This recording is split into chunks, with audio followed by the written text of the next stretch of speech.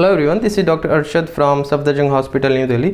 और आज की इस वीडियो में हम बात करेंगे कि कैसे आप फीवर को ट्रीट कर सकते हैं जो कि कोविड वैक्सीन लगवाने के बाद हो रहा है, चाहे वो कोवैक्सीन हो या कोविशील्ड। और साथ ही हम बात करेंगे कि आप इस फीवर को कोविड-19 इन्फेक्शन वाले फीवर के साथ कैसे डिफ्रेंशिएट कर सकते हैं। So let's get into it.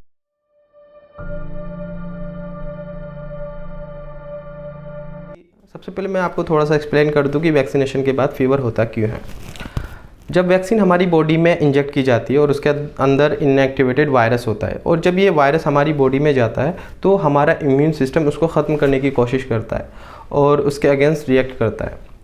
कोई भी वायरस जब हमारी बॉडी के अंदर जाता है तो हमारी बॉडी के नॉर्मल टेम्परेचर पे वो बहुत आसानी से काम करता है। अब हमारा इम्यून सिस्टम इस तरह से रिएक्ट करता है कि उस वायरस के लिए कोई फेवरेट कंडीशन ना हो हमारी बॉडी के अंदर। तो जब ये वायरस हमारी बॉडी में जाता है तो कुछ केमिकल रिलीज़ होते हैं, जिसमें से एक है प्रोस्टाग्लैंडिन E2। और ये प्रोस्टाग्लैंडिन E2 हमारे ब्रेन में जाता है, जहाँ पर एक पार्ट है ब्रेन का हाइपोथैलेमस। ये हाइपोथैलेमस हमारे बॉडी टेम्परेचर को कंट्रोल करता है। अब ये प्रोस्टाग्लैंडिन E2 हाइपोथैलेमस में जाकर हमारा जो नॉर्मल बॉडी टेम्परेचर का जो सेट पॉइंट है उसको बढ़ा देता है, जिससे बॉडी में फीवर हो जाता है। अब जब फीवर हो जाता है तो हमारी बॉडी का टेम्परेचर बढ़ जाता है। उस बढ़े हुए टेम्परेचर पे वायरस को इन्फेक्शन करने में बहुत मुश्किल होती है। तो इस तरह से इम्यून सिस्टम उसको वायरस को अनफेवरेबल कंडीशन देने के लिए हमें फीवर करा देता है। चलिए अब बात करते हैं कि आपको इस फीवर को कैसे हैंडल करना है जो कि वैक्सीनेशन के बाद हुआ है। सबसे पहले आपको पैनिक नहीं होना, बिल्कुल परेशान होने की ज़रूरत नहीं है। ये एक हमारी बॉडी का नॉर्मल रेस्पॉन्स है और बहुत सारे लोगों में वैक्सीनेशन के बाद फीवर हो जाता है। तो कुछ बातें हैं जिनको ध्यान में रखते हुए आपको करना होगा। नंबर 1, हाइड्रेटेड रहें, ज़्यादा से ज़्यादा लिक्विड लें। वाटर ही ले सकते हैं, जूस, कॉफ़ी या जो भी आपको पसंद हो आप लिक्विड की फॉर्म में ले सकते हैं, लेकिन आपकी बॉडी में पानी की कोई कमी नहीं होनी चाहिए।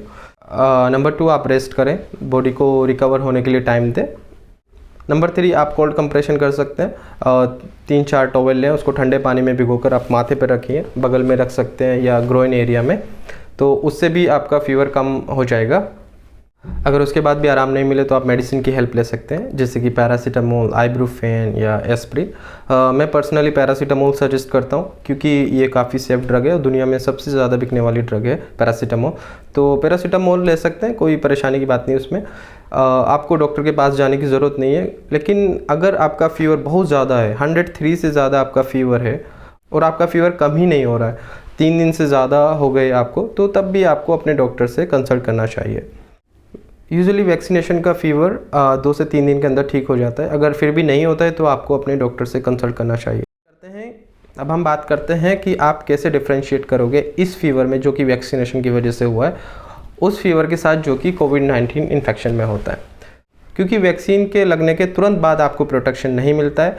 वैक्सीन की सेकेंड डोज लगने के 15 दिन बाद बॉडी में एंटीबॉडीज़ बनती है, तो तब तक आपको इन्फेक्शन हो सकता है। पहली डोज के बाद तो हो ही सकता है और सेकंड डोज के 15 दिन के अंदर अंदर आपको इन्फेक्शन होने के चांसेस काफ़ी हैं।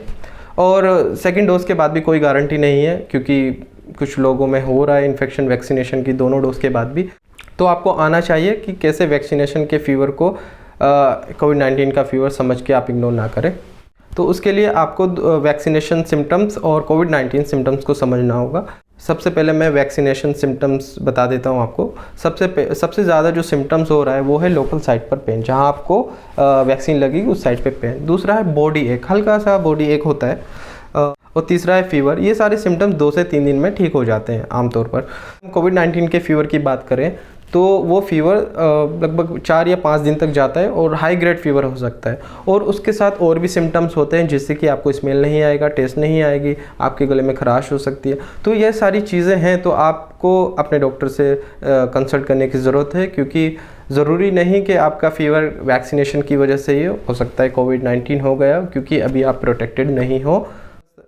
तो दोस्तों, इसी के साथ वीडियो को यहीं ख़त्म करते हैं। अगर वीडियो थोड़ी बहुत आपको हेल्पफुल लगी है तो चैनल को सब्सक्राइब करिए, और आपका अगर कोई सवाल या सुझाव हो तो उसको कमेंट में आप लिख सकते हैं, मैं उसको ज़रूर रिप्लाई करने की कोशिश करूँगा।